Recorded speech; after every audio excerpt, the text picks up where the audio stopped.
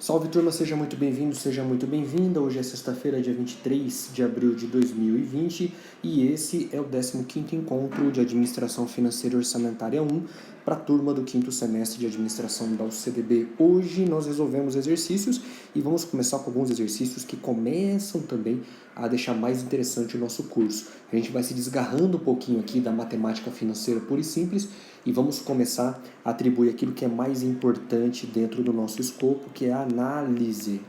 Lembre que quando nós fazemos análise em gestão financeira e orçamentária, nós precisamos levar em consideração alguns parâmetros.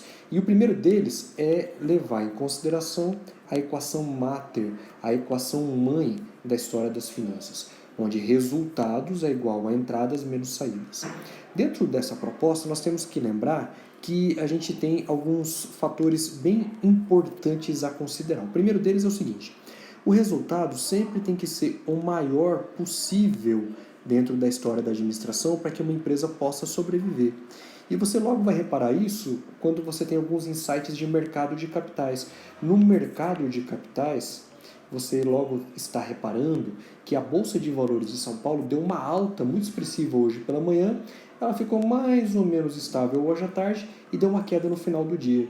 Essa alta expressiva foi porque, principalmente os Estados Unidos, estão injetando dinheiro dentro da economia mundial para tentar recuperar os diversos países. E tem países como o Brasil que também estão começando a tomar algumas iniciativas para tentar fomentar, aqui a palavra certa é o fomento, ao emprego.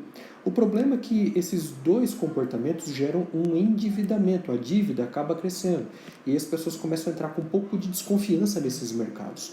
E foi isso que aconteceu lá por volta do meio-dia até 1, 2 horas da tarde. O mercado andou de lado. Então aqueles 81 mil pontos se transformaram em mais ou menos 80 mil pontos no mercado financeiro, porque os investidores falaram, é tanto assim também não, né? Tá dando dinheiro nos Estados Unidos, os caras estão investindo dinheiro no restante do planeta Terra, mas o câmbio ainda está caro no mundo inteiro. E o Brasil vai gerar emprego, mas também tem uma capacidade de gerar endividamento e inflação muito alta. Então talvez não seja uma notícia tão boa. Aí surgiram boatos no final do dia do que o Sérgio Moro estaria demitido, ou estaria para ser demitido, já que Bolsonaro está fazendo uma limpa no governo dele, e aí a bolsa caiu. Mas repara que tudo isso daqui gera um negócio que nós chamamos no mercado financeiro de expectativas. As expectativas nada mais são do que aquilo que vai acontecer na nossa organização e que vai trazer um resultado positivo. Mas tudo isso que nós estamos vendo, todo esse caminho que nós estamos vendo aqui, é o caminho chamado de especulação, o caminho especulativo. O caminho especulativo não é o caminho correto a seguir dentro da administração. A administração tem que olhar com um jeito muito cuidadoso para o mercado especulativo, porque só alguns poucos de verdade fazem dinheiro, e entre parênteses aqui eu vou falar para você lá em mercado de capitais como é que isso pode ser feito, mas no geral a administração tem que se considerar, tem que considerar, melhor dizendo, essa outra ponta aqui, que é a ponta da produção e não da especulação. Lembra que a produção é que deve guiar o pensamento de toda a história da administração. E quando nós estamos falando de produção, nós temos só duas alternativas possíveis. Você está vendo aqui que são as entradas e que são as saídas. As entradas menos as saídas é que fazem o resultado da organização. O ideal é que toda organização tenha as maiores entradas possíveis, que ganhe muito dinheiro com a sua venda. E que ele tenha as menores saídas possíveis, ou seja, que os seus gastos sejam os mais baixos que a gente puder. Mas a gente vai logo perceber que essa parte da equação, a parte das entradas, é a parte mais frágil, porque nós não conseguimos controlar completamente. O marketing tenta ajudar, a publicidade tenta ajudar, todo mundo tenta ajudar, mas o resultado é muito incerto. Então a administração acaba se formando como a ciência da produção. E como ciência da produção, ela vai concentrar suas ações no lado das saídas. A saída é controlável. E é controlável porque nós temos custos, que é tudo aquilo que é envolvido diretamente na produção de uma mercadoria. Nós temos as despesas, que é tudo aquilo que é envolvido de maneira indireta na produção de uma mercadoria. Nós temos os investimentos, que é tudo aquilo que a gente faz para aumentar o nosso potencial produtivo. nós temos as provisões, principalmente para devedores duvidosos, que é tudo aquilo que a gente faz para tornar a nossa atividade mais segura. Nós temos os fundos ou as reservas de emergências, que tornam o nosso risco mais baixo, por ter um dinheirinho sobrando para alguma emergência. Nós temos as reservas de oportunidade, que é o dinheiro que a gente tem para aproveitar baixas no mercado, onde o preço está mais favorável para comprar alguma coisa. Então, quando a gente fala de administração, não adianta você cair em ilusão. Olhe para o lado da produção. Olha só, rapaz, até rimou esse troço aí, né? Bom, eu estou falando tudo isso porque nós vamos fazer um exercício agora que vai tratar quase que exclusivamente de algo produtivo, de uma oportunidade de negócio. Nós vamos tratar de um exercício agora que vai falar justamente disso. Olha aqui, ó, começamos a fazer ele no último encontro. Ele fala que tem um indivíduo que tem a opção de adquirir um automóvel à vista por um determinado valor. Aí ele vai fazer uma jogada. Ele vai tentar pagar uma entrada para que essa entrada reduza depois os custos dele. Peraí, mas qual é a lógica que está por trás disso? O que acontece é o seguinte, lembra que nós temos no mercado um negócio chamado risco. Risco nada mais é do que o medo que o agente econômico tem de emprestar o dinheiro. Quer dizer, nós temos duas pessoas, nós temos dois agentes econômicos. Um cara que é chamado de agente superavitário e o outro que é chamado de deficitário. Superavitário é o cara que tem dinheiro sobrando. O deficitário é o cara que não tem dinheiro sobrando. O cara que tem dinheiro sobrando, ele precisa fazer mais dinheiro. E para fazer mais dinheiro, ele precisa do agente deficitário. Quer dizer, ele precisa emprestar o dinheiro para aquele cara, para depois aquele cara devolver para ele. Devolver com juros e correções. Mas ó, quando ele vai emprestar para esse cara, ele sabe muito bem que esse cara é um lascado. Ele tem uma série de problemas. Ele tem problema com crédito, quer dizer que a credibilidade do cara é baixa no mercado. Então isso tem um preço, eu vou ter que cobrar uma coisa por causa disso. Tem que cobrar um dinheirinho por causa disso. Esse cara não tem dinheiro, ou seja, ele não tem liquidez. Como ele não tem liquidez, eu vou cobrar um dinheiro dele em relação a isso, porque é um dinheiro que vai sair caro. Outra coisa, por não ter liquidez, esse cara também não vai ter solvência. Como ele não tem solvência, eu vou cobrar um dinheiro caro dele. Liquidez é você ter dinheiro. Solvência é você honrar seu compromisso. Se o cara não tem nenhuma das duas coisas, ele provavelmente vai dar o calote. Outra coisa também, eu poderia emprestar esse dinheiro para uma outra pessoa ou investir em outro projeto, é o chamado de custo de oportunidade. Também nós temos o valor da inflação, nós temos impostos, nós temos o risco de uma porção de coisas. E tudo isso se traduz num negócio chamado juros. Então, toda vez que você está falando de um principal investido, ou seja, de um montante, um dinheiro que eu vou emprestar para alguém, estou falando de um principal, que é aquela grana que o cara vai pedir emprestado, é isso aqui, ó, principal, mais os juros, que é tudo aquilo que eu vou cobrar do cara, porque ele não tem dinheiro. É uma forma de penalização, mas é uma forma de remuneração também. Olha onde que ele entra aqui também. De remuneração para o cara que emprestou dinheiro. Ninguém vai emprestar dinheiro de graça, sabe? No mercado financeiro não existe o pecado da usura. Na verdade, você precisa emprestar dinheiro porque tem alguém que está precisando de dinheiro. E nada mais justo do que você receber. Tudo bem que alguns caras cobram muito por isso, né? Mas esse é o fluxo do mercado. Então, para que eu torne uma operação mais barata para o agente deficitário, eu vou ter que trabalhar em cima desses fatores que você está vendo aqui. Quando eu reduzo esses fatores, se eu coloco esses fatores mais baratos, quando eu reduzo o problema de credibilidade, eu vou poder cobrar menos dinheiro do cara. Quando eu ofereço mais garantias, então eu posso cobrar mais barato.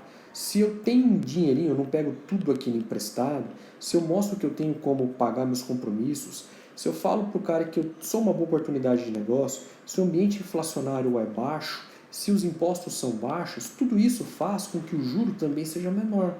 Então, o custo do empréstimo, o custo do dinheiro também vai ser menor. Em outras palavras, se você vai fazer um negócio, seja ele qual for, em qualquer atividade comercial, você precisa oferecer mais garantias. E essas garantias, basicamente, fazem parte de três grandes estratégias. Uma delas é você reduzir o tempo que você vai ficar com o dinheiro emprestado para devolver. A outra delas é você aumentar a entrada. Quando a gente aumenta a entrada, então quer dizer que a gente pega menos dinheiro emprestado, menos empréstimo. E a outra forma que você tem é oferecer mais garantias. Quando você faz isso, você gera um ambiente de tranquilidade, tá? Essas garantias, mas não é a mesma coisa garantia? Eu, por exemplo, colocar um bem penhorado, por exemplo, um penhor, ou quando eu coloco uma avaliação de rating, eu falo que tem uma agência que classifica meu risco como baixa, ou quando eu faço negócios repetidos, quando eu compro várias vezes no mesmo mercado, eu consigo comprar fiado depois, eu vou várias vezes no mesmo boteco, apesar de estar escrito que não vende fiado, o cara confia em mim. Então, com isso daqui, eu gero um ambiente de mais garantias, mais tranquilidade, e eu consigo fazer a negociação ficar mais barata. Vamos ver como é que isso se materializa, então, nesse exercício? Vamos lá. Para fazer esse exercício, então, a gente vai ter que pegar aqui os dados do exercício. E ele falou para a gente o seguinte, ó, o indivíduo tem a opção de adquirir o automóvel à vista por 15 mil reais. Aí o cara fala assim, mas eu não tenho esse dinheiro para aplicar à vista. Então o que eu faço? Eu vou lá, converso com o vendedor e o vendedor fala, não, tudo bem, eu posso oferecer para você uma opção de pagar uma entrada de 3 mil reais e também mais 24 prestações fixas no valor de R$ 670,95. Aí você vai lá, você fala, peraí. O bem à vista é 15 mil reais, tá? Aí eu vou pegar minha calculadorazinha aqui e vou fazer o seguinte, eu vou fazer 24 vezes 670,95. Só isso aqui vai dar R$ 16.102,80. E eu vou ter que somar com os 3 mil reais de entrada. Então eu vou dar aqui 19 mil reais por um bem que custa à vista 15 mil. Você fala, isso aí não é um bom negócio. Isso aí não é um negócio que é uma furada. Eu só faço isso quando eu estou precisando muito e eu não tenho dinheiro no caixa. Então o que eu vou ter que fazer? Eu vou ter que estudar aquelas estratégias que você viu inicialmente em gestão financeira e orçamentária e vou ter que fazer de tudo para reduzir o meu risco nessa operação. Então eu vou ter que oferecer mais garantias. Aí eu vou lá, converso com o gerente, falo assim, gerente, vamos fazer o seguinte, eu quero saber primeiro qual é a taxa de juros embutida nesse negócio. Você pode falar para mim? O gerente fala, pois não.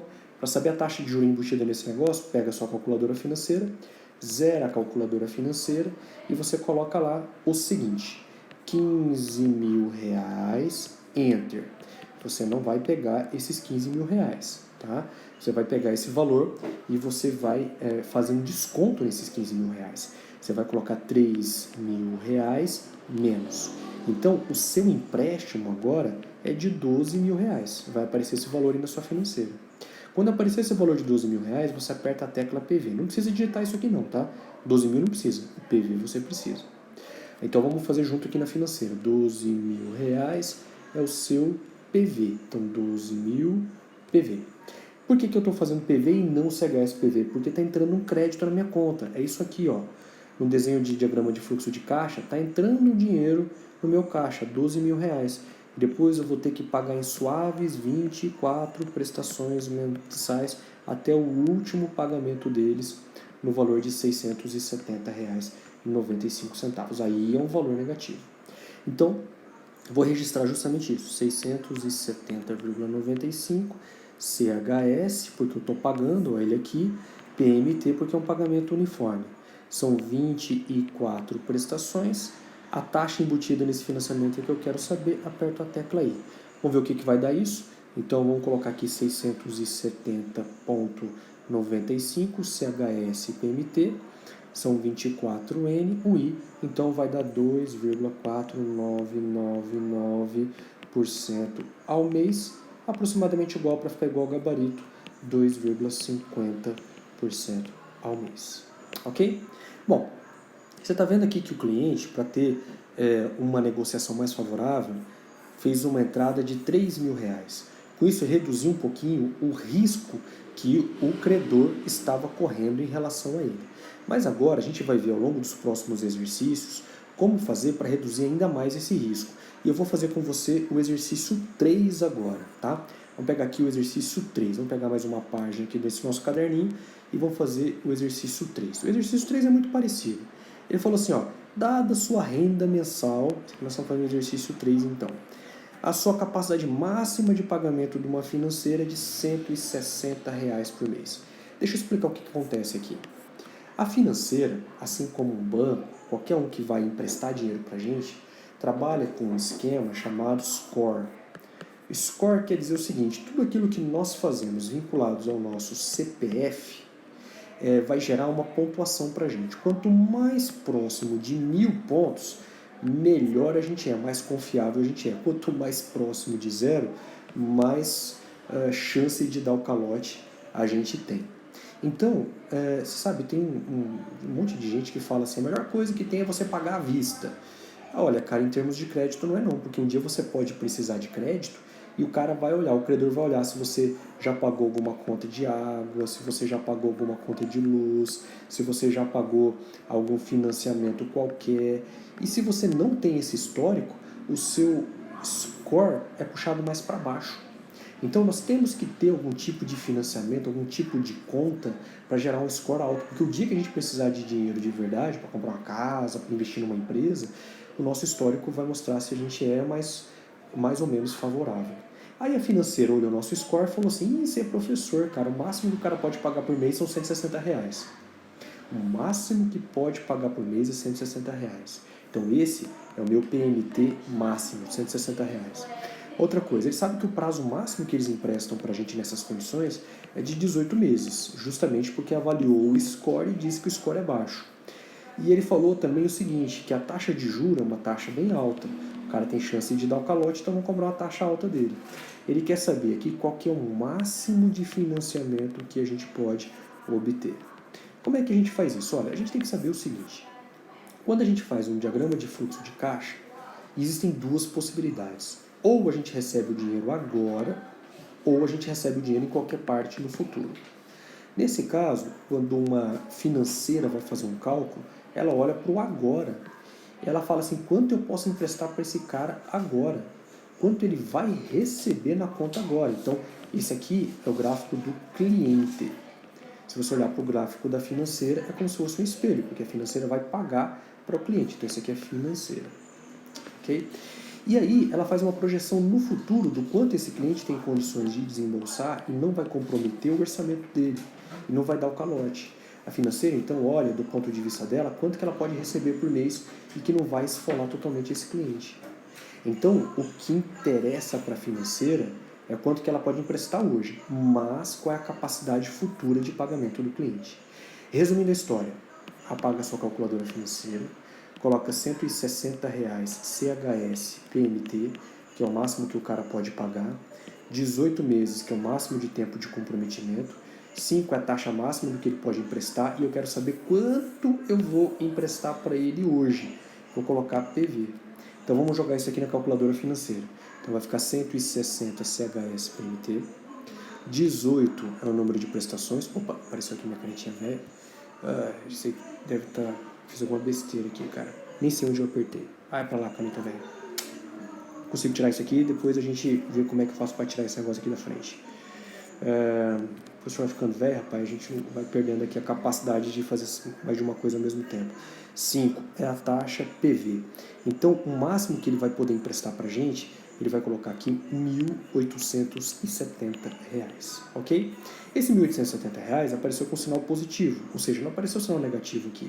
Então, eu estou olhando do fluxo de caixa do cliente. Se eu estivesse olhando o fluxo de caixa da financeira, era só eu fazer um espelho. Eu colocaria 160 PMT, porque é o que a financeira está vendo que ela vai receber mensalmente do cliente. 18 é o número de prestações, 5 é a taxa. Quando eu colocar PV, ele vai dar o mesmo resultado, mas só que no mundo invertido do Demogorgon. Fui longe agora, né? Resultado negativo, porque é o máximo que ela vai desembolsar para emprestar para o cliente. Ok? É isso aí. Bom, agora você tem um desafio importante pela sua frente. É fazer esse exercício número 4. Esse exercício número 4 é um exercício bom, porque é um exercício que vai exigir justamente essa sua capacidade de síntese, essa sua capacidade de analisar a resolução do exercício, olhando justamente para aquilo que nós falamos no começo desse bate-papo. Como é que eu vou reduzir a incerteza? Como é que eu vou aumentar as garantias para que eu possa ter um financiamento, no final das contas, mais barato? Ok? Bom, então agora é a sua vez. vai lá, pega o exercício 3, resolve o exercício 3, que é o exercício que vai ser o que nós vamos usar para você, aqui é o exercício 3. O exercício que nós vamos usar, opa, chegou aqui a variação do ouro, mais 6%. Isso aqui é legal, você que está acompanhando o mercado de capitais há algum tempo, alguns colegas que já assistiram o mercado de capitais, já viram que a gente está falando isso desde o ano de 2019. Bom, mas voltando para cá, faça o exercício 3 e eu já vou dar algumas dicas para você resolver esse exercício 3. Olha, para resolver o exercício 3, você vai ter que dividir o exercício em duas partes. Uma que é a parte sem garantias. Bom, sem na verdade não, né? É com poucas garantias, então com poucas garantias, e outro com mais garantias. Porque o exercício está falando o seguinte para você. Ele falou assim, opa, exercício 3, desculpa, é o que a gente já fez. Na verdade, não é exercício 3, é o exercício 4 que nós vamos fazer agora, tá? Exercício 4. Ele falou assim, eu posso adquirir um veículo, exercício 4, posso adquirir um veículo pagando R$25.000 à vista.